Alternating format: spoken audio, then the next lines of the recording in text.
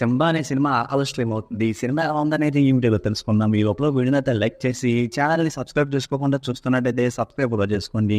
ఈ సినిమా అంతా చూసిన తర్వాత నాకైతే నచ్చలేదు. ఈ సినిమా స్టోరీ ఏంటంటే ఫ్యామిలీతో హ్యాపీగా ఉన్న అనసూయ గారు సడన్‌గా మర్డర్లు చేయడం స్టార్ట్ చేస్తారు. ఇంతకీ ఆవిడ ఎవరిని చంపుతుంది? ఎందుకు చంపుతుంది? ఈ విషయాన్ని పోలీసులు ఎలా కనిపెట్టారనేది సినిమా స్టార్టింగ్ లో వచ్చే కొన్ని సీన్స్ విలన్ చంపుతూ వచ్చే సీన్స్ అయితే చూడటానికి బాగానే ఉన్నాయి. అలాగే సినిమాలో ఇదంతా ఎందుకు చేస్తున్నారు అని చెప్పే పాయింట్ కూడా బాగుంది. కానీ ఆ పాయింట్ చుట్టూ ఉండే సీన్స్ మాత్రం చాలా రొటీన్ గా చాలా సార్లు చూసినట్టుగానే ఉంటాయి. చాలా సార్లు సినిమాలో చూసినట్టుగానే ఫస్ట్ హాఫ్ లో విలన్స్ ని ఒకరి తర్వాత ఒకరిని చంపుతూ వస్తారు. సెకండ్ హాఫ్ లో ఇదంతా ఎందుకు చేస్తున్నారు దానికి ఒక ఫ్లాష్ బ్యాక్ ఎపిసోడ్ ఉంటుంది. ఈ సినిమాలో కూడా అలాగే ఉంటుంది. కానీ అలాంటి సినిమాల్లో తప్పకుండా ఉండవలసిన ఎలివేషన్స్, ఎమోషన్స్, ఫన్ లాంటివి ఈ సినిమాలో మిస్ అయ్యాయని చెప్పొచ్చు.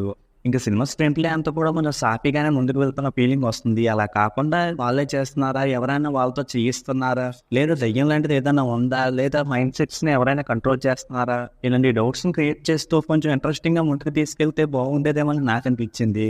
ఇంకా వీళ్ళు పబ్లిక్ లో మ్యాటర్లు చేస్తుంటే ఈజీగా దొరికేస్తారనే విషయం మనకు తెలిసిపోద్ది. అలాగే దొరికేస్తారు కూడా. ఇక పోలీసులు అయితే ఇన్వెస్టిగేషన్ పేరుతో డిస్కషన్లు పెట్టుకుంటూ ఉంటారు. సినిమాలో ఆ డిస్కషన్స్ ఎక్కువసేపు ఉంటాయి. ఆ డిస్కషన్స్ తోనే సినిమా ముందుకు వెళ్తున్న ఫీలింగ్ అయితే వస్తుంది. ఆ సీన్ చూస్తున్నప్పుడు నాకైతే వీళ్ళు మాట్లాడుకుంటున్నారు ఏంటో అనిపించింది.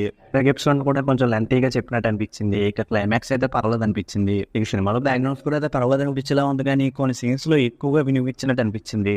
ఫైనల్గా ఈ సినిమా స్క్రీన్ ప్లే చాలా రొటీన్గా ఉండడం, ఎమోషనల్ కనెక్ట్ అవ్వడానికి సీన్స్ లేకపోవడం వల్ల ఈ సినిమా అయితే నాకు నచ్చలేదు. ఇక ఈ సినిమాకి నేను ఇస్తున్న రేటింగ్ అయితే 2/5. ఇక వీడియో అప్లోడ్ చేసే ముందు అయితే వీడియో లైక్ చేసి ఛానల్ని సబ్స్క్రైబ్ చేసుకోకుండా చూస్తున్నట్టయితే సబ్స్క్రైబ్ కూడా చేసుకోండి.